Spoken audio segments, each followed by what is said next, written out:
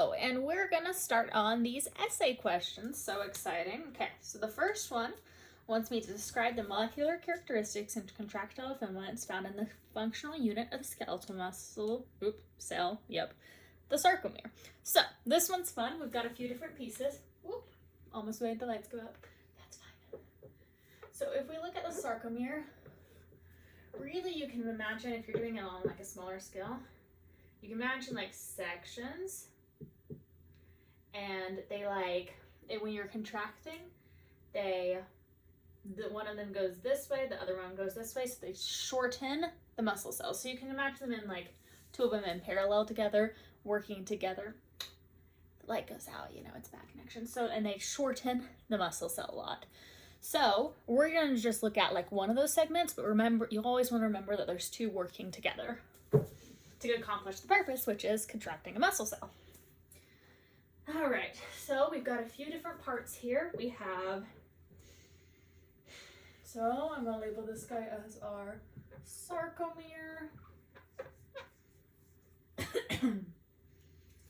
All right, then we're just gonna have little bits happening here.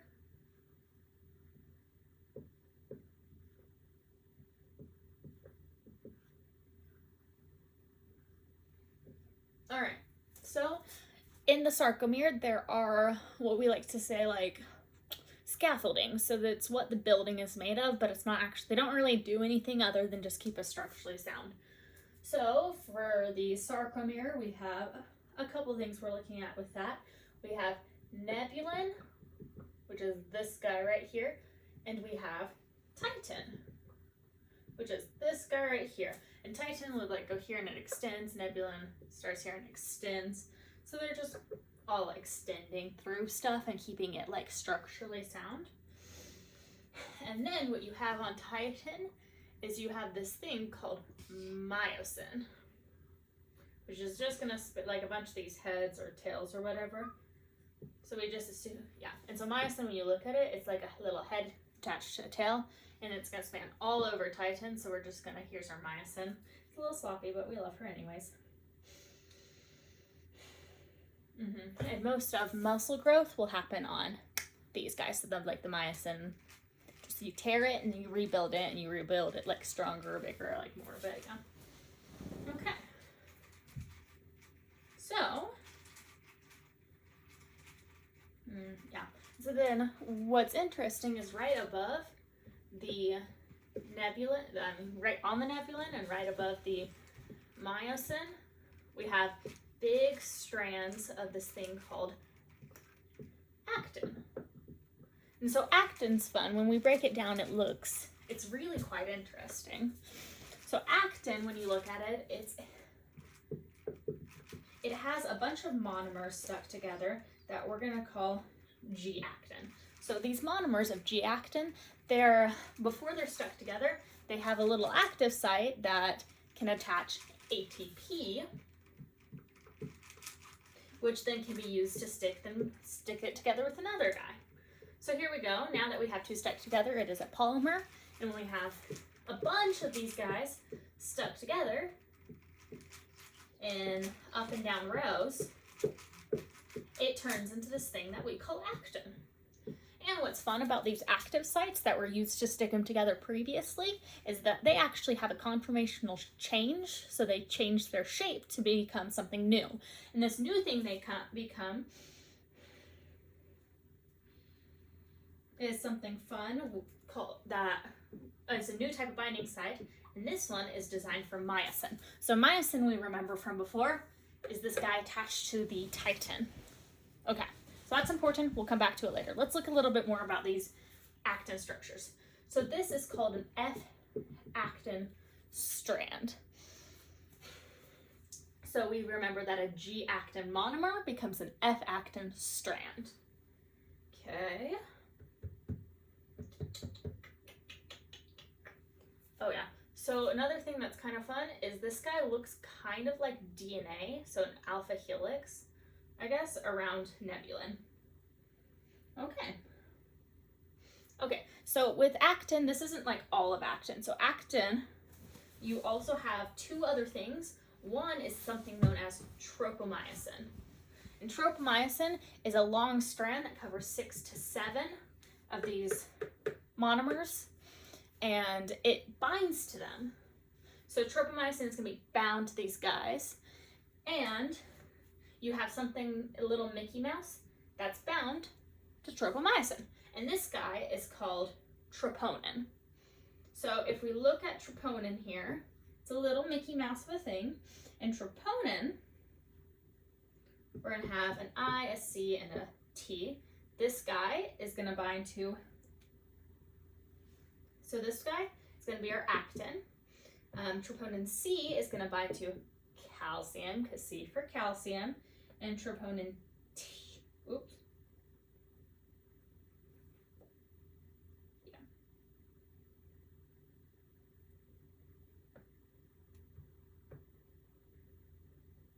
Yeah, this guy is going to bind to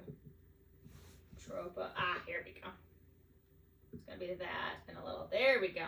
This guy is going to bind to tropomyosin. Okay, so you have 3 parts. This one's going to bind to actin. So you have this little creature and it's attached, and one of the bits is going to bind to the actin. One of them is going to bind to the tropomyosin really well, and the other is going to bind to calcium really, really well. And on this calcium, you have 4 binding sites, 2 that are high affinity and 2 that are low affinity. And so the high affinity is kind of always just going to be attached to calcium, but when the low affinity will only attach to calcium if you have a whole lot of calcium in the cell. And that really, really high influx in calcium will actually, when it binds to this guy, so you have 4 Ca bound, it'll actually make like a little conformational change that will pull this guy off of actin. And that exposes, remember what we talked about before, the binding sites. So exciting. And so now that these binding sites are exposed, we can talk a little bit more about myosin, which does some really cool stuff. So let's see. We can talk about action potential here. Okay. So I'm going to kill this marker. We're going to switch it up. Let's erase this guy. And let's talk about action potential. Oh yeah, so what's important to remember right here is that the actin, oh, I'm gonna grab my water. Whoop, drop stuff. Okay, I'm back. So what's important to remember here is that the actin actually, it like, once it's exposed, then we have myosin coming in and binding, which is kind of fun, but like, you know, it doesn't like, it can't bind when the tropomyosin is covering it because it's like blocking. But when you yank that back, now the myosin can reach the binding sites because it really, really wants to reach those, but it can't push aside tropomyosin because it's like attached too firmly. Another thing we can do is we can actually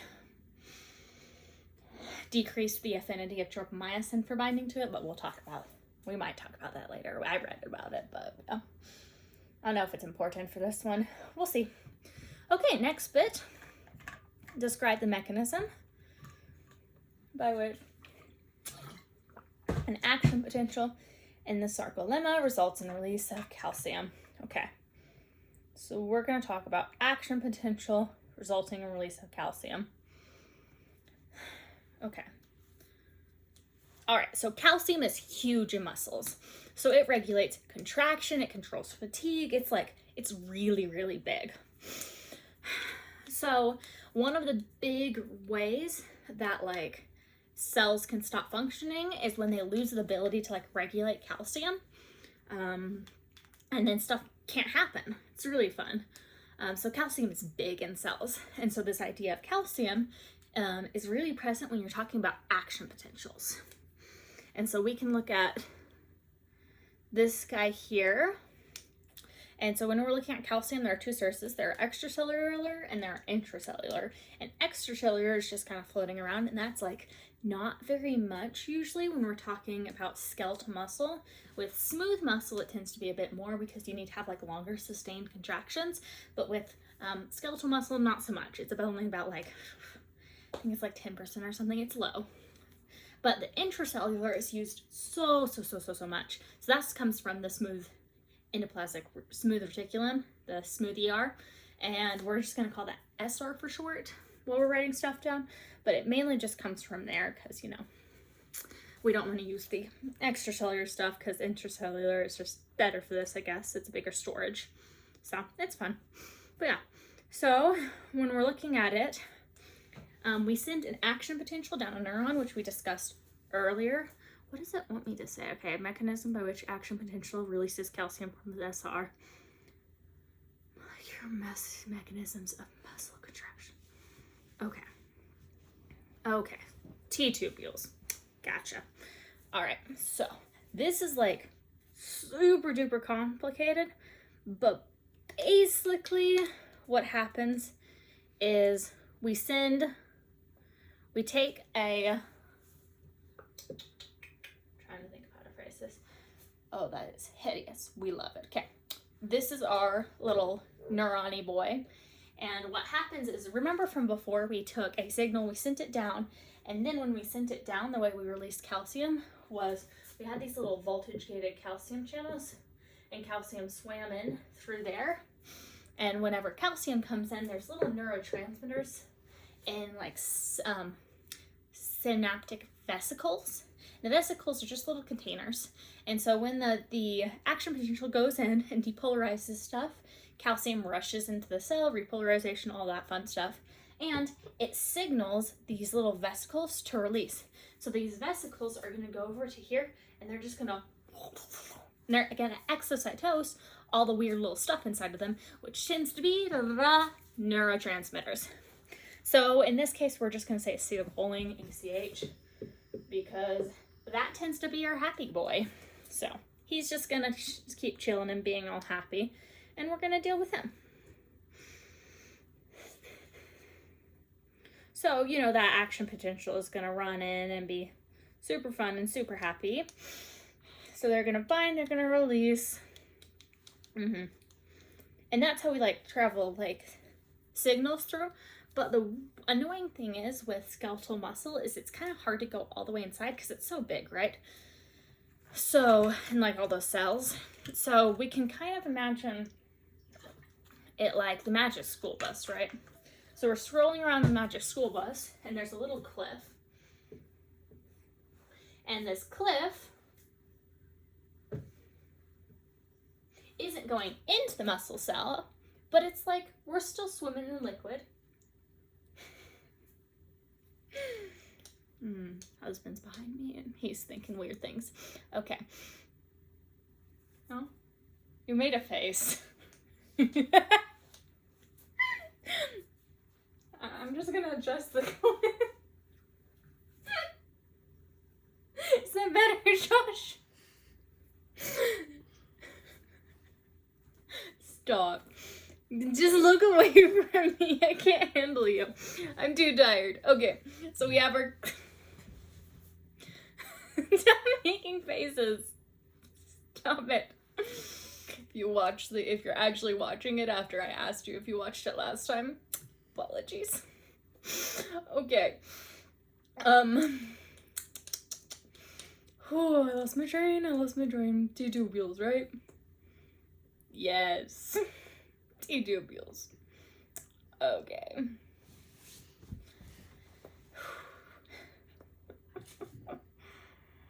Oh, funny. Okay. All right, so.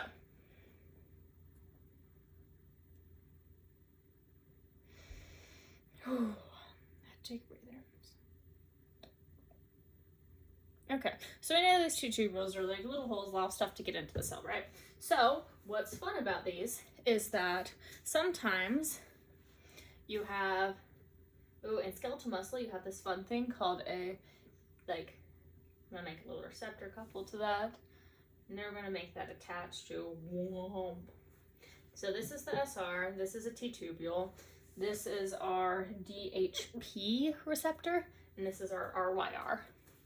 So what kind of happens in here is you send your action potential down the T-tubule, and there's this channel that's calcium, but it's not like, it's voltage gated calcium, but it's for the voltage, not for the calcium.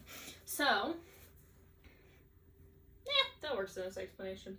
So when you change the voltage, this guy will open, which nothing can rush through it because it's connected to this RYR channel. But opening this dude, the DHP calcium guy, opens the RYR channel. But since calcium can't rush through, we're still chilling with our ECF levels.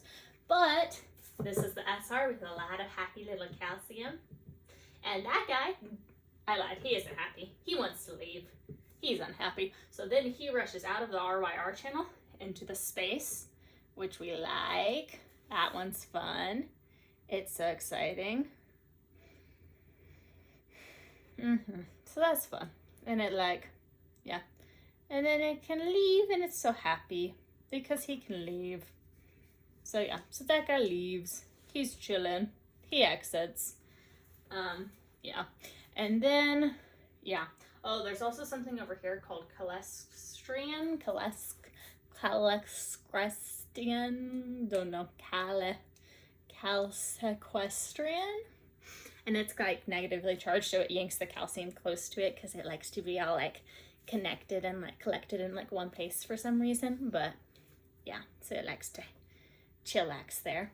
Yeah, so then calcium leaves, we're chilling. But remember how we have the NAK pump for replenishing calcium outside? We have something similar. We have the Sorka pump here. I mean, potassium and K is potassium, sodium pump. Yeah, so with this guy, we have a calcium guy, which is called our Sorka pump. And interesting, so this is a primary guy. So calcium, so it takes ATP, right, to pump it in. And it's also a little slower than a channel because it's the difference between being like straw versus picking up each particle of whatever and moving it in across to across. And that takes a lot longer, moving it by picking it up. Not like a lot longer, but relatively. So it's a lot faster to rush through that channel. So that's important later with energy levels. Whew.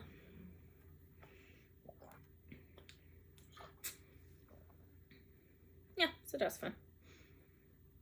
But yeah.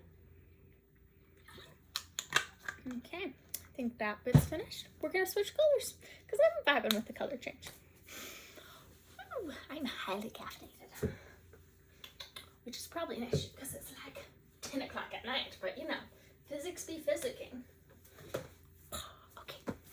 All right, next up, we're gonna discuss sources of energy utilizes for contraction. Okay, sounds fun. All right, let's go over. We have 4 sources. 3 are anaerobic, 1 is aerobic.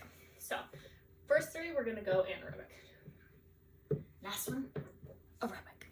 So, oops. Our first guy is cytoplasmic ATP. He's chill. He's just ATP. That chillax is in the cytoplasm. That is relative amount advantages. Source, cytoplasmic ATP. Amount, it's got like, ooh, he gave us seconds for these, so let's do it based on that. So this guy is going to be 5 seconds. Next guy is going to be 10. Next guy is going to be like 60. And the last guy is going to be hours. It's cool. We're upping in time. So that's going to be your relative amount. Advantage and disadvantage. Conditions which are used. Oh, so conditions. Aerobic. Oops, that's not aerobic. It's anaerobic and then aerobic. Anaerobic. Then aerobic. So that's conditions. Right, conditions. I should probably name the type, shouldn't I? Okay. Creatine phosphate. Phosphate. This one's fun. I like that guy. We'll talk about him. He's exciting. Do you want to learn about him, Josh? He's really exciting. This is glycolysis. Why are you giggling at me? Glycogen, not glucose. Because only a silly goose thinks glycolysis uses glucose. You loon. Okay. Oh, aerobic respiration. Respiration. Do you want to learn about him, Joshy boy? Josh is right behind you, so I talking to him. Okay, cytoplasmic ATP. So, You know the goopy guy that's in your cells?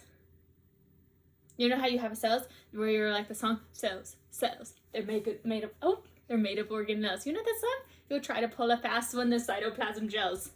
Do you know it? I play it for you. Okay, you get to listen to it too. Alright, cells, cells. There we go. It might take a bit to pull up the ad. What? Nah. They're not gonna notice. I don't think you do. Do you know that one, Josh? Here. Dang it, come on. Do you know this one? Why won't it let me skip forward? Okay, I'm gonna find it. There we go. This guy. Stop it, let me go back. Okay, I'm finding it. This one's... Okay, here we go.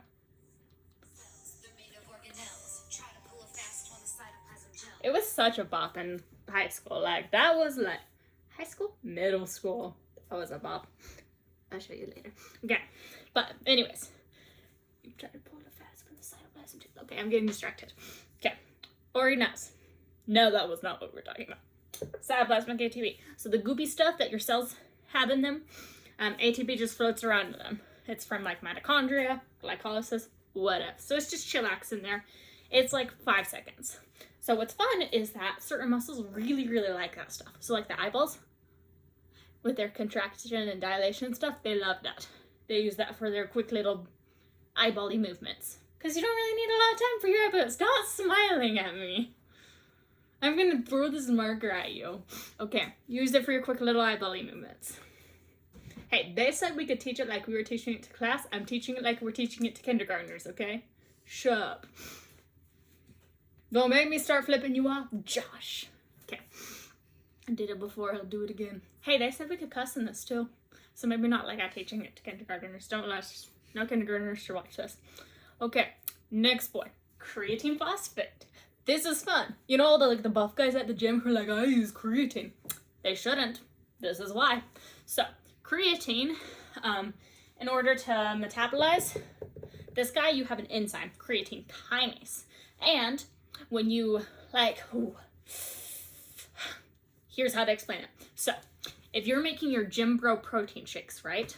You have endless amounts of water, right? And that's what you add to like the little protein powder to mix it up and make it happy. So you have so much water. And what we're doing when we're taking creatine phosphate is we're taking more water, right? We're getting more water to add to our protein shakes.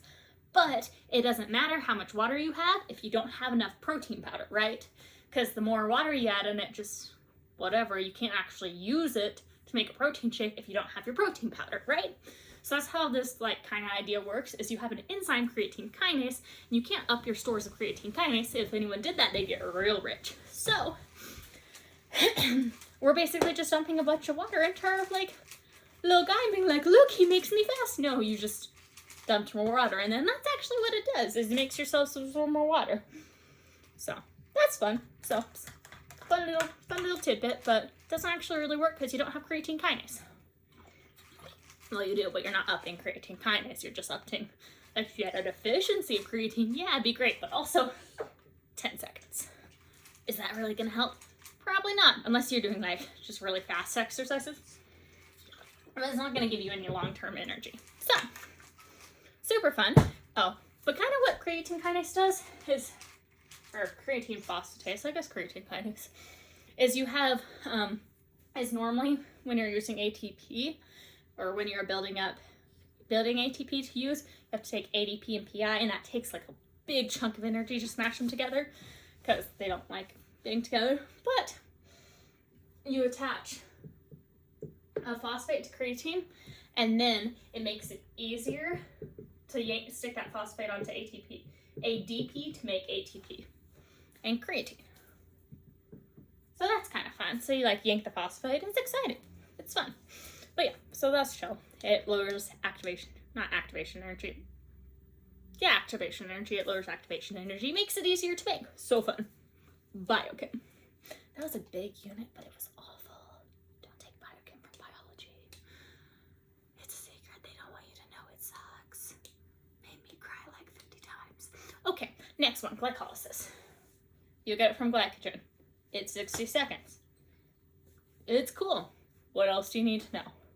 We don't really care. Yeah. Aerobic respiration, it takes like hours of energy. And that requires oxygen though, so it's fun because if your cells need more time of energy, they need to be more able to get oxygen so they can use this guy. So like if they're cut off from oxygen, they don't like using this guy because it's aerobic, so it needs oxygen. Yay! Okay, that covers it. No color. Ooh, I should hurry this up. I feel like I'm just rambling more than I'm actually teaching, but you like it. I think I'm wildly entertaining. I should teach a class. I would have fun. I have before, haven't I? I feel like I've taught people. I've taught like 10 people before. It's not a real class. Okay, we have types of muscle. So, we got slow muscle, slow twitch fibers, and we have fast twitch fibers. So that's how I feel right. I think I'm more slow right now. Oh, I'm tired. Okay, so these guys are type 1. These guys are type 2A and 2A and type 2X. Yeah, X. Okay, what do we need to go over with these? Okay, let's see. All right, we're gonna go over 4 categories. I'm gonna write them down here. We're gonna go 1, 2. So we're just gonna write them to the side and we're just gonna do all of them. So first one we're gonna do is myosin ATPase activity. Then we're gonna do size, color, and fatigue. Size, color, fatigue. So we're gonna go 1, 2, 3, 4. 1, 2, 3, 4. 1, 2, 3, 4. Minty. I'm dusted right now. Let's go. Okay. Okay. Alright, so this guy is slow. This guy is fast. This guy is fast. This guy is. I think just ones that go small. Yeah. Small, medium, large. That's important. We're gonna talk size. Size is important in these guys. Okay. And in real life. Hi, Josh. I'm funny. I forget.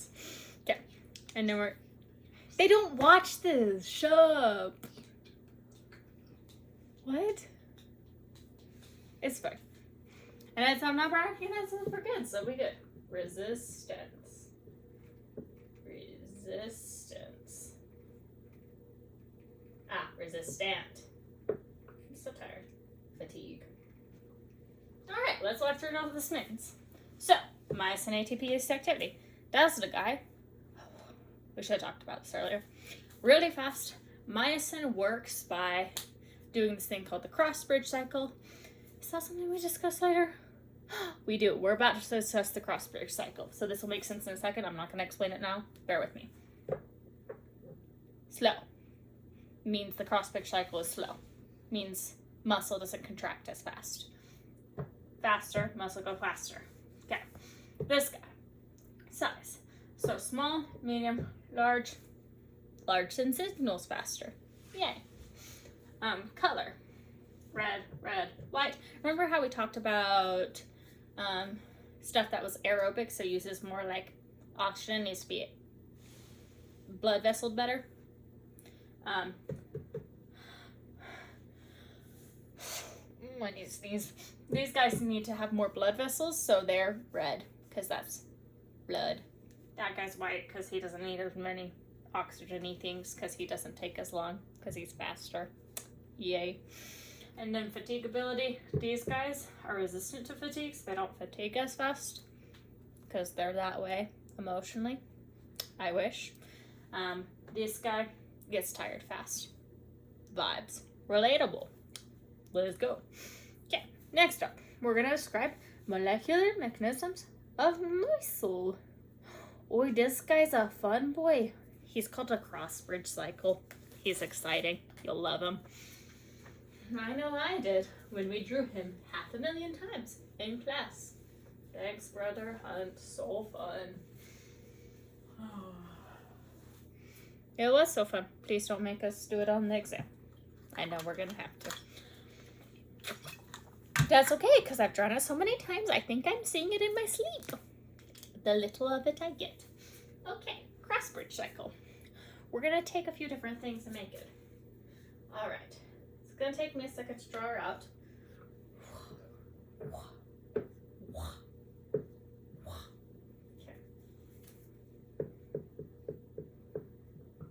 We're gonna make it pretty for funsies. 1, 2, 3, 4.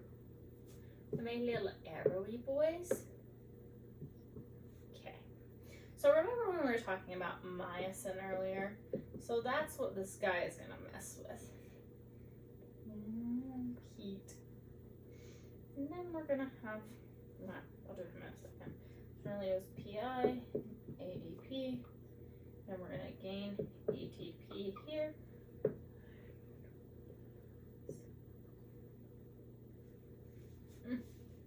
What I do is heat here. Okay, so we're gonna go.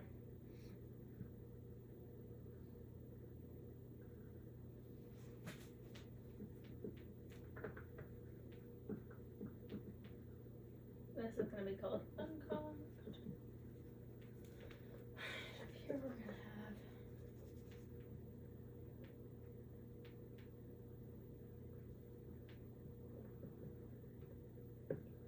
cocked. Making it cocked.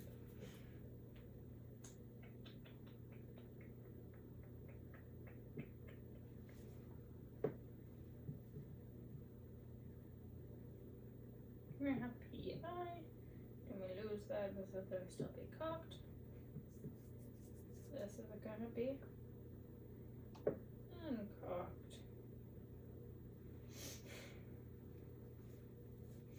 Okay.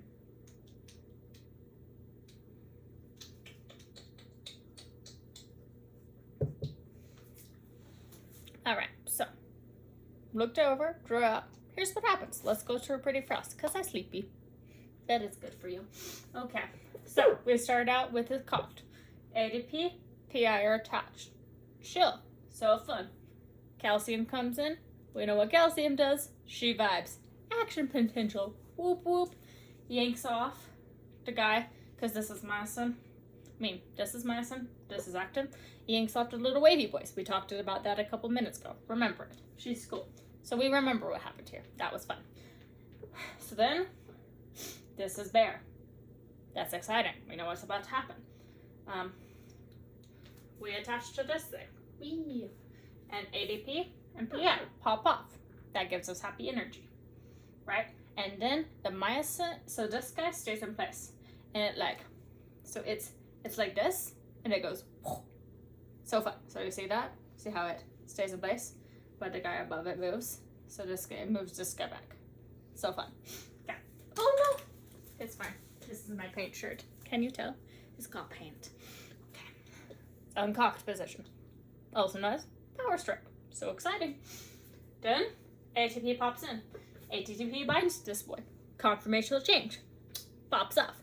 Double fun. Then this guy. So ATPase is like this little enzyme we talked about right here. Slow, like fast, remember from before? That's cool. ATPase is what hydrolyzes ATP. And it can only work if it's not attached to this boy. So if when it's attached to this boy, ATPase can't do anything. But conformational change, now it can work. So it hydrolyzes into ADP and PI. Yay. So now we're back at our beginning point, and we can keep vibing. And that's called cross-bridge cycle. Yay! So fun. Doesn't make me want to emotionally die inside at all. Okay, who's next? Do we see how I'm consistently devolving throughout the semester? This is so fun. Okay, I can erase her, But remember her because I'm not drawing her again. Zoom.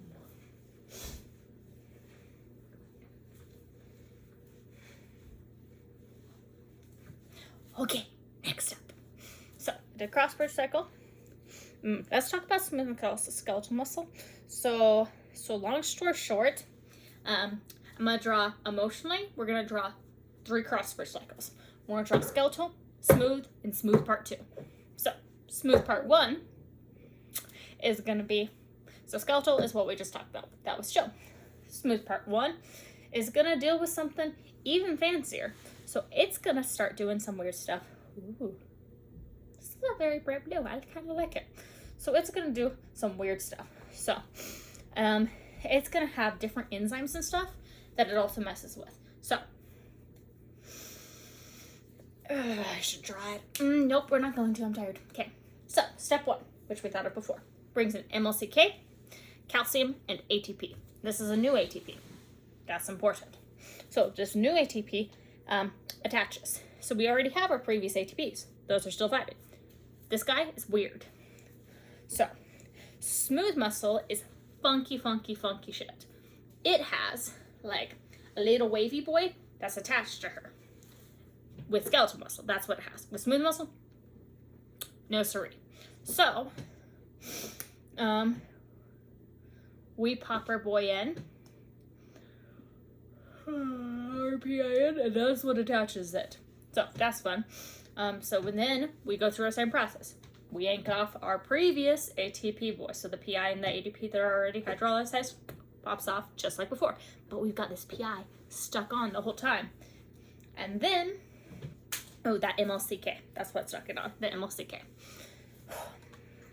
And so then,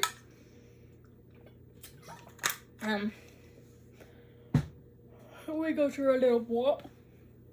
That's the bottom step, which is definitely on this board. You can see it, can't you? Yeah. Okay, so we popped off the guy. So now the same ATP that we saw happening in Ink 4 comes in, pops onto our boy. So then our boy has ATP attached to him, and he pops off. Now he's vibing. He's so fun, and he like hydrolyzes the ATP. Or wait, does he? So there are 2 things that could happen here.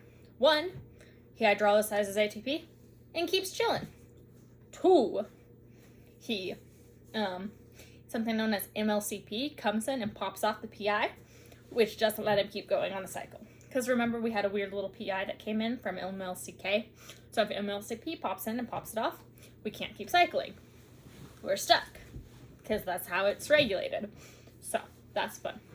What's weird is the ratios of MLCK to MLCP go like funky. So if we have too much MLCP and like barely any MLCK, what'll happen is MLCP will be like, ah! And usually MLCP pops off a phosphate, right? But if it's being funky, it'll pop off a phosphate when it's not supposed to, when the little wiggly boy here is attached. So normally it has to be attached with this, and then you know, we bind to ATP, blah blah blah. But if MLCP is being a little bitch, it'll come in, it'll pop that off, and then we're stuck. This is called latched phase. It vibes, because you're like butthole, you don't want that to be like, that'd be bad. So it just like doesn't use anything, and it takes a lot longer to hop off now, because it's like happy being on there. So MLCP, I mean, yeah, MLCP, she's a cool girl. Okay, anyway, so that's oh yeah, this is called tonic contraction, the other guy is called phasic. So tonic, yeah, it vibes. Okay. All right, is this our last part? No. Yeah, almost. We have a couple parts left and then we're done. Yay. This was a long one. It was super complex too. Not a fan. This test is going to be brutal. But that's fine. I have a Natalie and Natalie's smart. And I have a Josh and he listens to me sometimes. Okay, sometimes. You don't always listen to me, honey. Stretch reflex. Why are you looking at me like that? Don't mock the wife. He's laughing at me. It's his own fault. He gave me a lot of sugar.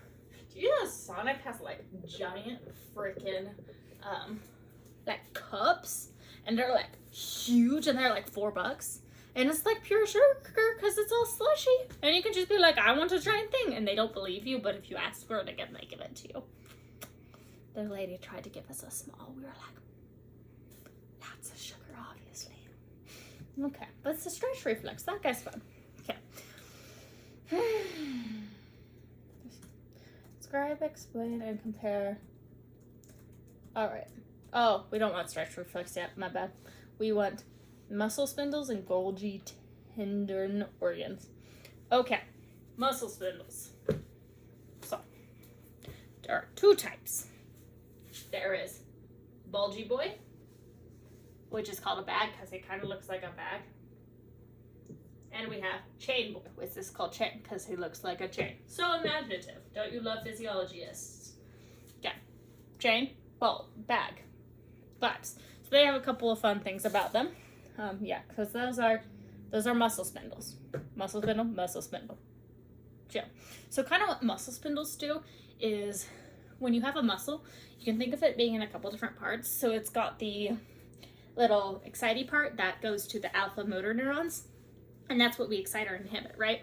And then we got the Golgi boys that are like, I don't know, they go to gamma motor, like they go to gamma and, oh, this is funny. They go to like gamma motor neurons, and kind of what the gamma motor neurons do is they stop them from going flaccid. So they like to keep them tense at all times, because these guys, they deal with like sense proprioception, so knowing where your body is if your eyes are closed. And so the gamma motor neurons keep them from going limp, because if they go limp, you don't really know what's going on. So they keep them tight. Like, I don't have rubber bands. I'm not gonna. Also, you don't watch this, so you don't care. Whoop. Didn't do that. Okay, so they keep them tight. And then the sensory motor neurons in them, they sense stuff. So,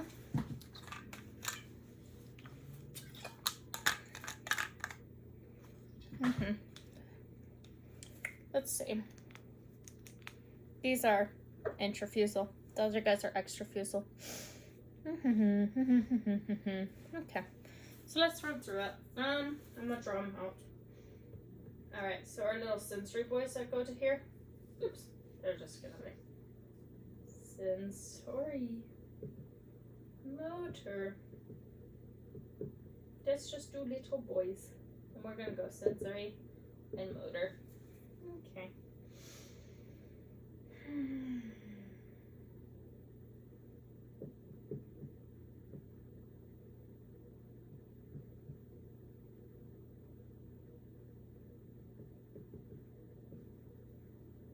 Sensory is gonna be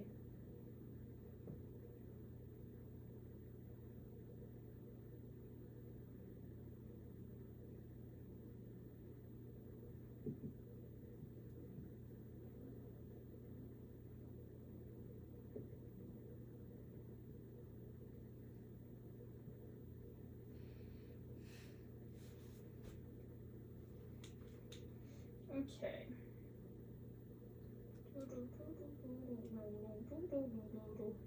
Alright, so that's the guy. Okay. So let's go over him. He's so fun. So, sensory. IA. They go to this guy, they kind of wrap around him. And then they send stuff off and they're like, yo, this is what's happening. And so these guys are sensitive to this guy moving a little bit because he's liquidy. And they're like, whoa, cool. So this is named after the nucleuses. So there's a bunch of nucleuses trapped in there. And this guy has like them all spread out. And they're like a lot thinner than like normal muscle guys. So thinner, diameter, smaller. Yeah. So this guy's got eye sensories. This has got eye sensories or 2. And this guy's got static gamma, and this guy's got dynamic gamma. Innervation for motor. And they just look at different things. So this guy looks at rate, and this guy looks at like the length or the amount of time you're, So they just like read different things. That's kind of their main guy. So those are the guys. Next you have Golgi. tendon organs. And those are fun because they're inhibitory reflexes. So the main thing we're looking at with them is like, they go against spindle muscle guys. And their main goal is like to prevent like too much stuff from going on a muscle, because it can cause injury, and that's not good because you don't want to be injured. And so they just regulate your contraction force, or how like much force and stuff you're sticking into it. But yeah, so they're kind of just like, they're composed of a bunch of like nerve endings and stuff, but your brain can be like, whoa, we're gonna do it anyways, which is in the case of people being like, whoa, super big car lifting for like extreme situations, you know, like with moms and babies. So that's what you see. But that can cause really bad damage to your skeletal system. So that is skeletal musculoskeletal system. So that's no bueno. Okay, last boy. I'm gonna go back to this blue. I feel like he's the vibe for today. We're gonna talk about stretch reflex and withdrawal reflex. So stretch deals with these muscle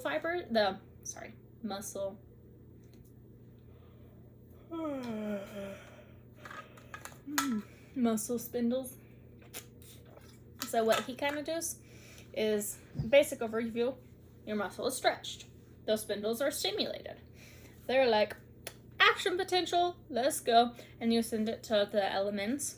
And the elements are all like, what? And they increase in the central nervous system. And now the motor neurons are like, that's fire faster. Which then signals other muscles to move. Excitatory signals. Yeah. So it's just like, it's cool. So like the stretch reflex is like, so if you're nodding off and your head drops, it's like that thing that jolts you back. So like, it's like signals, it's like, we're being stretched, let's go back. So like stuff like that. And it deals with this cool idea of something known as reciprocal inhibition. And so basically it's like, deals with agonist and antagonist. And it's like, so you know how muscles, they're like triceps, biceps. So if both contract at once, we like, we freeze. But if the biceps contract and the triceps like stop contracting, so they relax, then we can move. And if they contract, we can move this way, you know, vice versa. So we want them contracting and relaxing at separate times. And so what we have to do is, when we send off a signal, one of the signals, is going to go directly to and do our EPSP, and another is going to send off another guy, and it's going to have a little interneuron that has an opposite signal that says relax something else. So anytime a neuron sends off a signal, we're like, contract this, relax this. We do that through interneurons. A lot of times the interneuron's the IPSP, but sometimes in weird ones it's the EPSP. Not important, but yeah. So that's reciprocal inhibition. It's a big part of the stretch reflex guy. So then we have the withdrawal reflex, and that one's fun too. I'm going to switch to blue for this guy. And that's like, so that's avoiding pain and damage to your tissues and stuff. And so you have this thing called nociceptors in your skin and in your like body. And if you like if you touch a hot stove, it's like they're like nerve endings, and then when you stimulate them, they're like, So you stimulate them and they activate your element, which we were talking before, in your spinal cord. And then you're all like, whoa, contract the skeletal muscle, yank this away. And so that takes place with, usually it's like your flexors that are moving for that, and your extensors are relaxing. So that same idea of reciprocal inhibition works here. And yeah, stimulate flexors, inhibit extensors. That's kind of how it works. There's also like a bunch of other reflexes, but we weren't told to talk about them. So that's going to be it for this video. Toodles, y'all. And I don't know. Everyone else failed this test, so that way we get extra points, I guess.